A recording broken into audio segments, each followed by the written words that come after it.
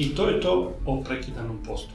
Nadam se da smo približili kako se provodi, što zapravo znači, koje su koristi, tko ne smije ići na prekidani post u ovom kratkom prijedlogu. Idemo napraviti jedan sažetak i napraviti pregled.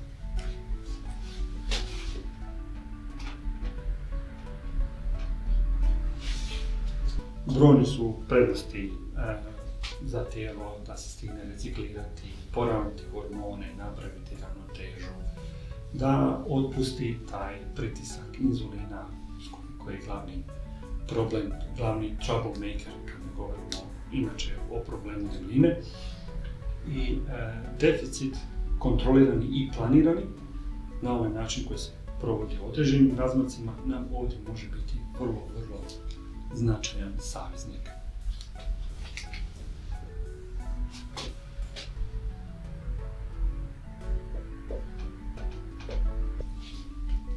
Kako bi još uvijek prehrana bila uravnotežena tijekom intermitentnog posta, dobro je ne zaboraviti na povrće, voće, orašaste plodove, dakle cjelovite žitarice, sve ono što bi inače trebalo vrijediti za pravilnu, uravnoteženu, zdravu i umjerenu prehranu. Prije svega povrće, voće. Dakle, u onom prozoru hranjenja bitno je planirati bar 2 obroka povrća i bar 2 obroka voća kako bi sustav bio dobro opskrbljen svježim vitaminima i mineralima, kako nam imunitet i opća kondicija ne bi došli niti jednog trenutka u pitanje.